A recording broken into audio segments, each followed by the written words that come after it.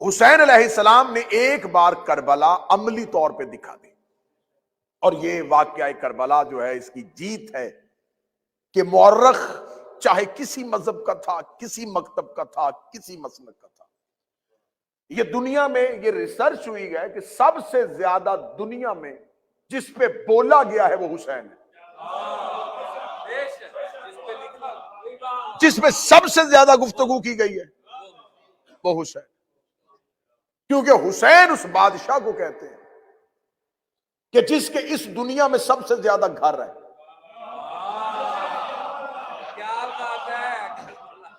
زمین پہ یا اللہ کے گھر ہیں یا حسین کے گھر۔ اللہ کے گھر کو مسجد کہتے ہیں، حسین کے گھر کو امام بارگاہ کہتے ہیں۔ خدا کے گھر ہیں لیکن شرط ہے وہ ہر کسی کو نہیں آنے دیتا۔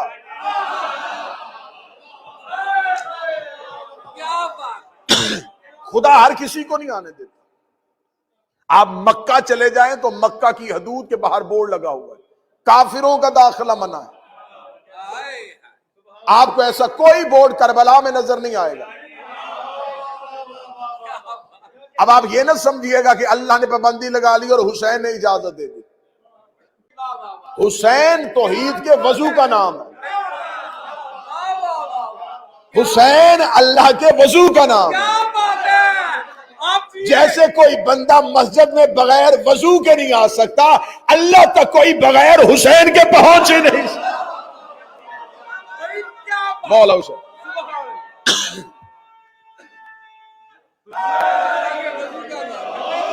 پوری کائنات میں سب سے زیادہ ملکیت کے لحاظ سے بڑا مالک زمین کا حسین ہے۔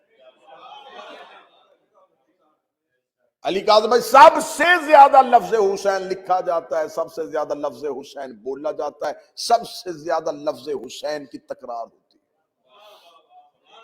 دشمن نے بھی جب قلم اٹھایا اور مورخ نے بھی لکھا تو اس نے بدر کو جنگ لکھا، احد کو جنگ لکھا، خیبر کو جنگ لکھا، خندق کو جنگ لکھا، صفین کو جنگ لکھا، جمل کو جنگ لکھا، کربلا کو جنگ نہیں لکھا۔ کربلا کو واقعہ کربلا لکھا۔ کربلا واقعہ کربلا، کسی نے تعصب کے ساتھ لکھا تو سانح کربلا۔ میں منبر پر جملہ دینے لگا ہوں اور جملہ آپ کو ہدیہ کرنے لگا ہوں۔ یہ کربلا کے ساتھ لفظ واقعہ بھی غلط ہے، سانحہ بھی غلط ہے۔ واقعہ اسے کہتے ہیں جو وقوع پذیر ہو جائے اور پہلے نہ ہو، سانحہ اسے کہتے ہیں جو حادثہ ہو جائے اور پہلے کسی کو خبر نہ ہو۔ جملے کی داد لوں گا میں قدردانوں سے، نہ یہ واقعہ کربلا ہے نہ یہ سانحہ کربلا ہے، یہ معاہدہ ہے کربلا ہے۔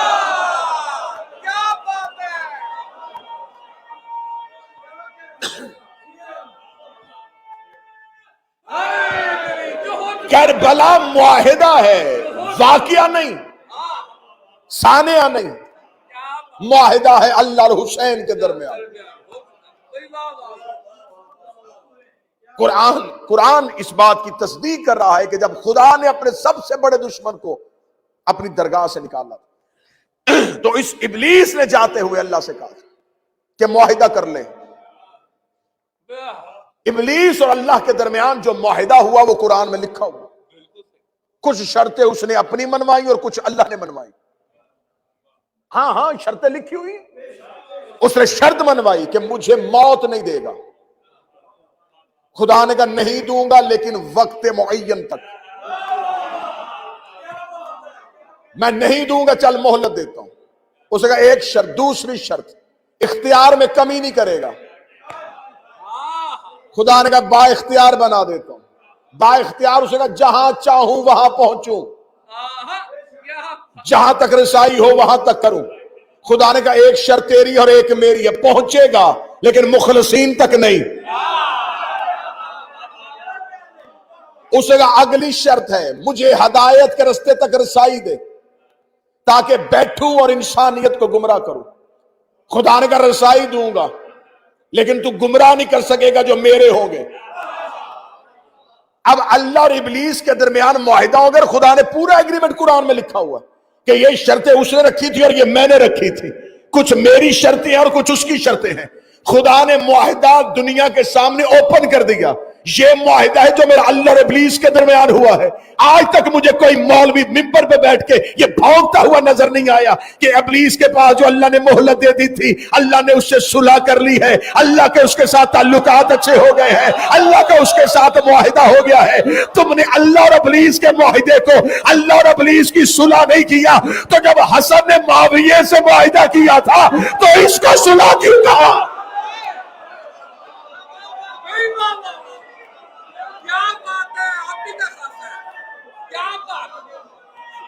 مولا حسین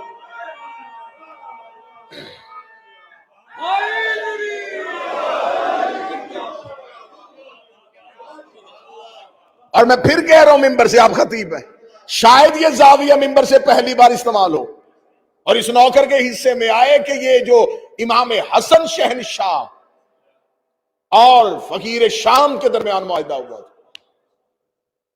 یہ صلح کا معاہدہ نہیں تھا. اگر اس معاہدے کو صلح کہو گے تو جو اللہ اور ابلیس کے درمیان ہوا, یقین کرو تم قرآن سے اللہ کی شرطیں دیکھ لو, پھر تاریخ سے حسن کی شرطیں دیکھ لینا, شرطوں میں کوئی فرق نہیں ہے. خدا نے کہا تھا میں تجھے مہلت دوں گا تاکہ مجھے بھی پتا چلے تیرے کون ہے میرے کون ہے.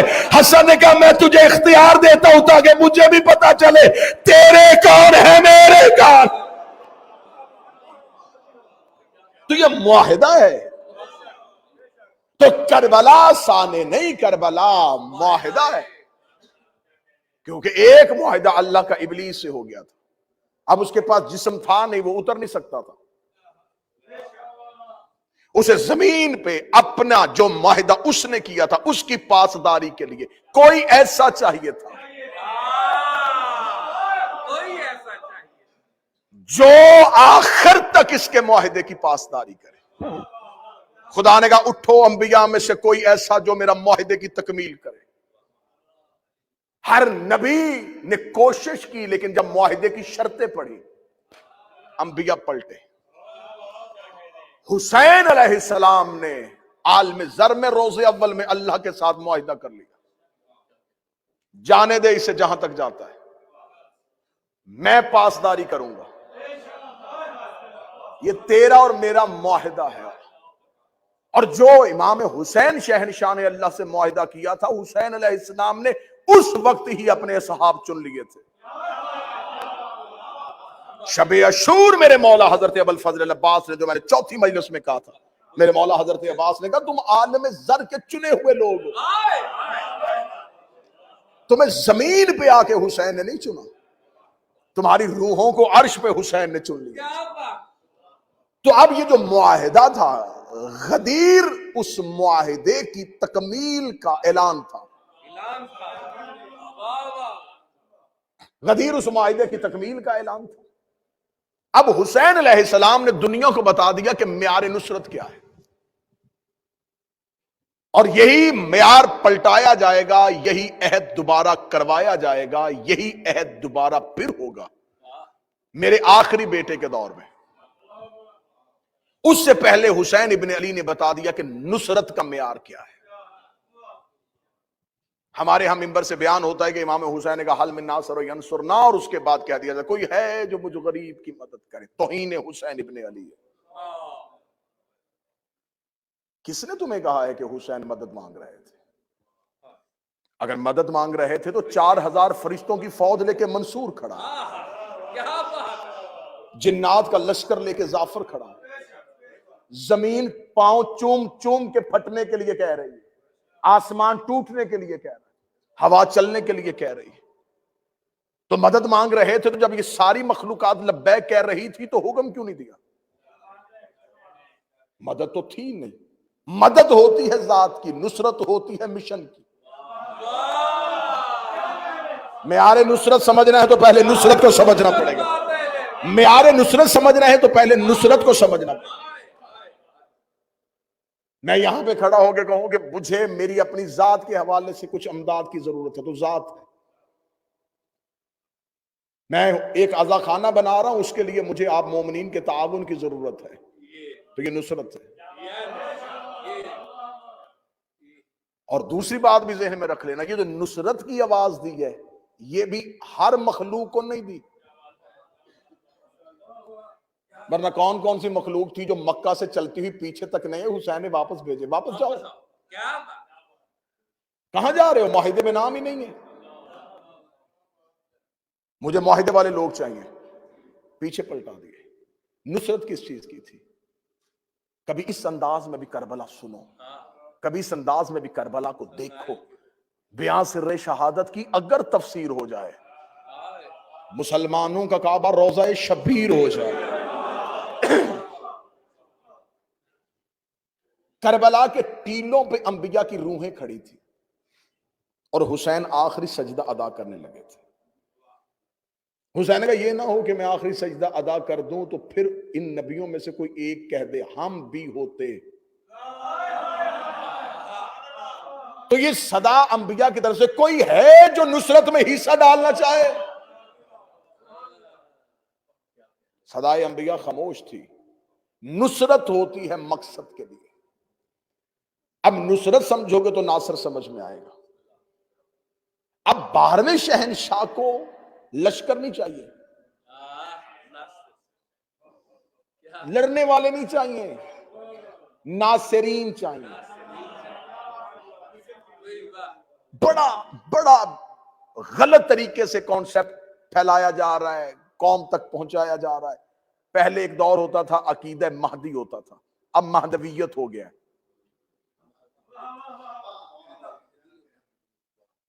ہمیں اسی عقیدے پہ رہنا ہے جس پہ مولا نے ہمیں رہنے کا حکم دیا تھا۔ ہمیں اس نظام کا اعلان ہوگا تو ہم نظام کے پیچھے چلیں گے، اس سے پہلے کسی خود ساختہ نظام کو ہم امام کا نظام نہیں سمجھیں گے جب تک امام کا خود کا نظام نہیں آ جائے گا۔ جب امام نے قیام ہی نہیں کیا تو ابھی حکم کیوں؟ حکم آئے گا جب امام قیام فرمائیں گے۔ بڑی سمجھنے والی گفتگو ہے اور آج کا خلاصہ ہے، ابھی امام کا قیام نہیں ہے، ابھی صرف تیاری کے دن ہے کہ نصرت پہ لیے اپنے آپ کو آمادہ کرنا ہے۔ کل میں نے 2 شرطیں پڑھی تھی اور آج آگے چلتے ہیں۔ نصرت کے لیے پہلی شرط یہ نہیں ہے، لوگ یہ سمجھتے ہیں کہ شاید ہم میں سے کوئی بہت بڑا عبادت گزار ہوگا تو پھر امام کے ساتھ ہماری ملاقات ہو جائے گی، اور ذہن میں رکھ کے عبادت کیا کرو، یہ جو تم عبادت کر رہے ہو یہ اہل بیت پہ احسان نہیں ہے، تم پہ واجب ہے۔ یہ کوئی اللہ پہ احسان نہیں ہے کہ ہم نے نمازیں پڑھ لی ہیں تو یہ ہم پر احسان ہے۔ جو بندہ گھر میں لائٹیں جلاتا ہے اس نے بل دینا ہے، جس نے اللہ کی نعمتوں کا استعمال کیا اس نے عبادت کرنی ہے۔ اہل بیت کے نزدیک آنے کے لیے عبادت شرط نہیں ہے، ہاں عبادت ضروری ہے، عبادت کے ساتھ انسان کے نفس کی روح کی پاکیزگی ہوتی ہے۔ پہلی شرط یہ ہے مودت، جس کے قریب جانا چاہتے ہو اس کے ساتھ تمہارا تعلق کیسا ہے۔ پہلی چیز مودت، مودت پیدا کرنے کے لیے پہلے اندر عشق کی آگ جلانی پڑے گی۔ باہر سے گیٹ اپ تبدیل کرنے سے بہتر ہے اندر سے نظام بدلنا۔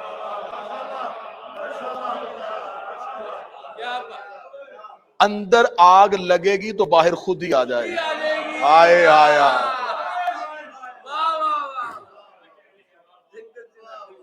یہ کھوکھلا نظام لوگوں کو دکھانے کے لیے ٹھیک ہے، یہ دنیا کا دیکھنے کے لیے نظام اچھا ہے کہ ہم یہ ہیں۔ ہر انسان خود سمجھتا ہے کہ میں کیا ہوں۔ جتنی احادیث چاہو گے منبر پہ پڑھنے کے لیے تیار ہوں، ہر حدیث میں حکم معرفت کا آیا ہے۔ جس نے اپنے وقت کے امام کی معرفت نہ کی، یعرف امام زمانہ نہ ماتا میتت جاہلیہ، یہاں لفظ محبت نہیں آیا، معرفت آیا۔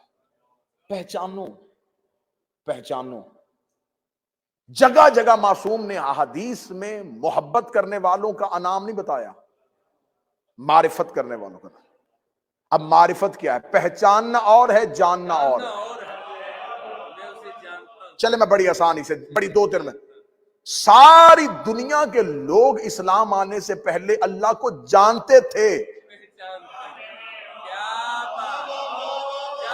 پہچانتے نہیں. انہیں پتا تھا کہ کوئی ہے جو پتھر میں کیڑے کو رزق دیتا ہے, جو کوئی ہے جو سورج نکال رہا, کوئی ہے. تو انہوں نے اپنے اپنے تصور کے مطابق اپنا اپنا خدا بنا لیا. جو جس سے ڈرتا گیا اسے سجدہ کرتا گیا. یہ انسان کے ذہن میں خدائی کا جو تصور ہے وہ خوف کی بنیاد پہ ہے. ہم میں سے ہر کوئی اپنے ذہن کے بنائے ہوئے خدا کو پوج رہا ہے. ہر انسان کے دماغ میں ایک خود ساختہ خدائی کا تصور ہے. بچوں کا خدا اور ہوتا ہے, بڑوں کا خدا اور ہوتا ہے, پڑھے لکھوں کا خدا اور ہوتا ہے. تو اصل میں اللہ کی عبادت نہیں ہو رہی, ذہن میں بنائے ہوئے بت کی پوجا ہو رہی ہے.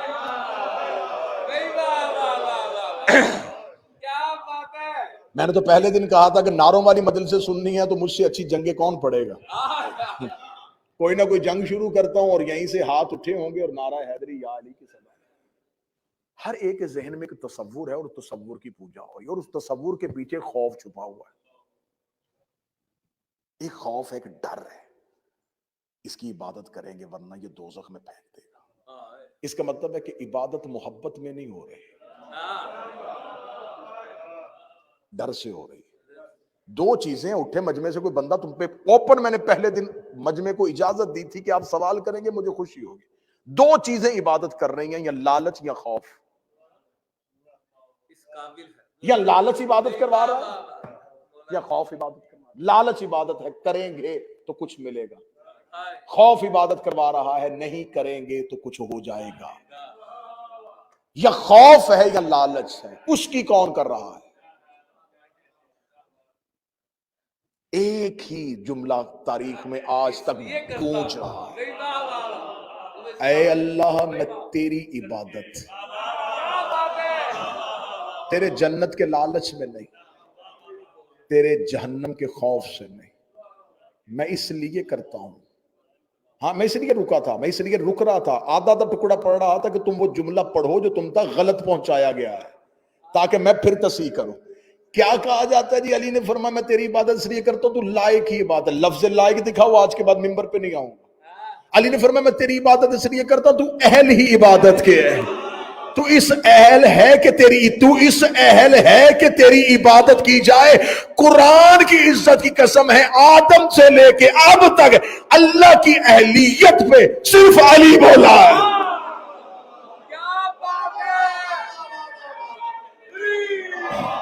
صرف علی ہے جس نے اللہ کی اہلیت پہ بات کی.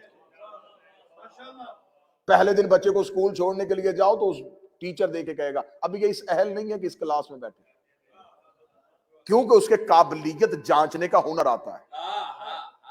ممبر پہ آپ ہر ایک کو نہیں بٹھائیں گے, آپ کو پتا ہے کسے بٹھانا, یہ کس کے اہل ہے. تو اہلیت پہ ہمیشہ وہ بات کرتا ہے جس کو قابلیت جانچنے کا ہنر ہو. امیر المومنین نے اللہ کی اہلیت پہ بات کی. تو یہاں عبادت ہے کس کی ہو رہی ہے, یہاں لالچ کی ہو رہی ہے یا خوف کی ہو رہی ہے. محبت کی تو ہو نہیں رہی, سجدہ محبت تو ہو نہیں رہا. معصوم کی حدیث التوحید سے پڑھنے لگا ہوں, شیخ صدوق نے اس کو نقل. بسم اللہ بسم اللہ. میرے چھٹے شہنشاہ فرماتے ہیں اللہم صلی علی محمد, تم میں سے ہر کوئی اسم کی عبادت کر رہا ہے. مولا فرماتے جو اسم کی عبادت کرتا ہے وہ شرک کرتا ہے, جو صرف معنی کی عبادت کرتا ہے وہ کفر کرتا ہے,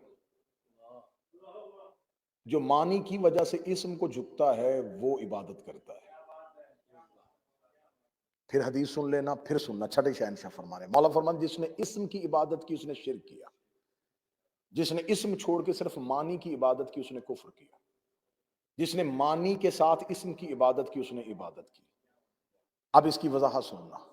اگر کوئی کہے اللہ کی عبادت کر رہا ہوں تو اللہ اسم ہے, کون ہے, کیسا ہے, کہاں ہے, تصور لے کے آؤ گے تو پاگل ہو جاؤ گے. تو پھر ایک اسم کے آگے جھک رہے ہیں جسے اللہ کہتے ہیں. معصوم فرماتے جس نے صرف اسم کی عبادت کی اس نے شرک کیا. کتاب کا حوالہ دے دیا التوحید شیخ صدوق. اعتراض سوچ کے کرنا, مذہب جعفریہ کا پہاڑ جتنا قد ہے مذہب میں شیخ صدوق کا. غیبت کبریٰ کے بعد اولین میں سے شیخ صدوق ہے. انہوں نے حدیث نقل کی جس نے صرف اسم کی عبادت کی شرک کیا. جس نے اسم کے علاوہ اللہ کے معنی کی عبادت کی اس نے کفر کیا، جس نے معنی کے ساتھ اسم کی عبادت کی اس نے عبادت کی۔ سامنے بیٹھے سائل نے دیکھے کہ اللہ اسم ہے تو معنی کہاں سے ڈھونڈے؟ فرمایا نحن معانی الاسم، ہم آل محمد اس اسم کے معنی ہیں۔ تم تک اللہ نہیں آیا تھا، ہم آئے تھے، ہم نے بتایا تھا کہ اللہ ہے۔ جس نے ہم سے گزر کے عبادت کی اس نے عبادت کی، جس نے ہماری وجہ سے عبادت کی اس نے عبادت کی۔ تو تصور عبادت ہی ابھی تک زمین پہ نہیں پہنچا۔ ہم ہماری وجہ سے اس کی عبادت کرو، ہم تمہیں بتا رہے ہیں کہ اس کو سجدہ کرتے ہیں تو کرو۔ آج پوری دنیا میں ہر مسلمان، جس نے مسلمان ہوتا ہے، مسلمان ہو کلمہ پڑھ اشہد اللہ، میں گواہی دیتا ہوں اللہ ہے، میں گواہی دیتا ہوں۔ گواہی تو آنکھوں دیکھی ہوتی، جب تو نے دیکھا نہیں گواہی کیسے دی؟ کہتے اس لیے گواہی دی کہ باپ نے کہا تھا پہلے دن ہی کان میں کہ یہ گواہی دے، باپ کو باپ کے باپ نے کہا تھا، اس کو اس کے باپ نے کہا تھا، اس کو اس کے باپ نے کہا تھا، حتیٰ کہ ہمارے نبی نے کہا تھا، ہمارے آئمہ نے کہا تھا۔ تو اس کا مطلب ہے یہ گواہی تو نے خود نہیں دی، تو نے سن کے دی ہے۔ اس نے اس سے سنی، اس نے اس سے سنی، اس نے اس سے سنی، اس نے اپنے امام سے سنی، امام نے نبی سے سنی۔ ممبر پہ ہاتھ رکھ کے برملا اعلان کر کے کہہ رہا ہوں تم نے سن کے دی ہے، انہوں نے دیکھ کے دی ہے۔ ان کی گواہی، یہ ان کی گواہی ہی گواہی تھی۔ اس کے بعد جتنی گواہی ہیں وہ کاپی پیسٹ ہے، وہ کاپی پیسٹ ہے۔ ان کی گواہی کے بعد ہم نے گواہی دے دی۔ انہوں نے گواہی دی تو ہم نے گواہی دی، انہوں نے دی تو ہم نے دی۔ اس کا مطلب ہمارا دین ان کی گواہی پہ کھڑا ہے، ہمارا پورا دین ان کی گواہی پہ کھڑا ہے۔ تو تصور عبادت کہاں پہ ہے؟ کس کو سجدہ کیا جا رہا ہے؟ کیسے سجدہ کرنا ہے؟ عبادت کا تصور کیا ہے؟ عبادت کا معیار کیا ہے؟ عبادت کہتے کسے ہیں؟ عبادت ہونی کیسے ہے؟ تو عبادت سمجھنے پہلے میں نے کہا کہ جاننا اور ہے، پہچاننا اور ہے۔ جاننے اور پہچاننے میں فرق۔ کسی ایک بندے کو باہر سے لے کے آؤ جو مسلمان نہ ہو، اسے کو یہ کیا ہے، وہ کہے گا ایک بک ہے، یہ جاننا ہے۔ 6 سال کا مسلمان کا بچہ لے کے آؤ، وہ پہلے چومے گا، آنکھوں کو لگا کے کہے گا یہ قرآن ہے، یہ پہچاننا ہے۔ کسی کو باہر سے اٹھا کے لے کے آؤ، یہ کیا ہے، وہ کہے گا میز ہے۔ یہاں سے چھوٹے سے بچے کو سوئے کو اٹھاؤ، وہ کیا ہے، وہ کہے گا ممبر ہے۔ جس نے میز کہا تھا اس نے غلط نہیں کہا تھا، وہ جانتا تھا۔ یہ پہچان، جاننا اور پہچاننا اور۔ حکم ہے امام کو پہچانو۔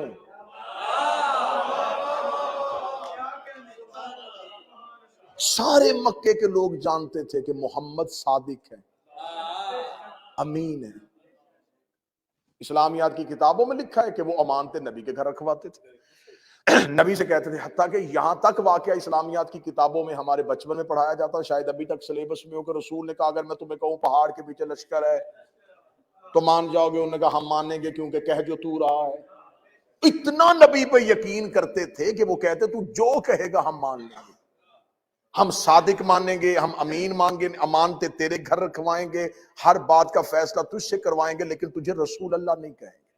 فضیلت کا اقرار کرنے سے کوئی فائدہ نہیں ہوا، کیونکہ فضیلت کے اقرار سے فائدہ نہیں ہوتا، حق کے اقرار سے فائدہ ہوتا۔ جملہ سننا اور پھر داد دینا۔ محمد کو، رسول کو صادق کہنا، امین کہنا، سچا کہنا، یاسین کہنا، طٰہٰ کہنا، مزمل کہنا، مدثر کہنا، یہ میرے نبی کی فضیلتیں ہیں۔ محمد رسول اللہ کہنا یہ میرے نبی کا حق ہے۔ علی کو مشکل کشا ماننا، علی کو حاجت روا ماننا، علی سے منتیں مانگنا، علی سے مدد مانگنا، علی کو اپنا سب کچھ ماننا، یہ علی کی فضیلت ہے۔ علی ولی اللہ علی کا حق ہے۔ جیسے بندہ 1000 فضیلتیں مانے اور محمد رسول اللہ نہ پڑھے تو اسے کوئی فائدہ نہیں ہوتا، علی کے سارے فضائل پڑھے اور علی ولی اللہ نہ پڑھے کوئی فائدہ نہیں ہوتا۔ جس کا مطلب ہے فضیلتوں کے اقرار سے فائدہ نہیں ہوتا، حق کے اقرار سے فائدہ ہوتا ہے۔ آج کوئی بندہ کلمہ پڑھ کے کہے میں سیدہ کو سیدت عالمین مانتا ہوں، نبی کی بیٹی مانتا ہوں، جنت کی عورتوں کی سردار مانتا ہوں، یہ ساری فضیلتیں ہیں، فتح زہرا کا آقا۔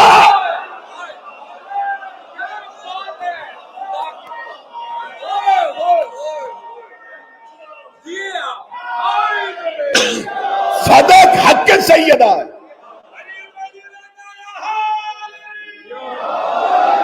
یہی وجہ ہے کہ سیدہ نے دربار میں اپنی فضیلت کی آیتیں نہیں پڑھی تھی. بی بی دربار میں کہہ سکتی تھی انما یرید اللہ میرے لیے آئی ہے. آیا مباہلہ میں گئی تھی، انا تو اینک الکوثر خدا نے مجھے کہا ہے. بی بی نے دربار میں کھڑے ہو کے ایک آیت بھی فضیلت کی نہیں پڑھی، ساری آیتیں اپنے حق کی پڑھی. فضیلتوں کو جانا جاتا ہے، حق کو پہچانا جاتا ہے.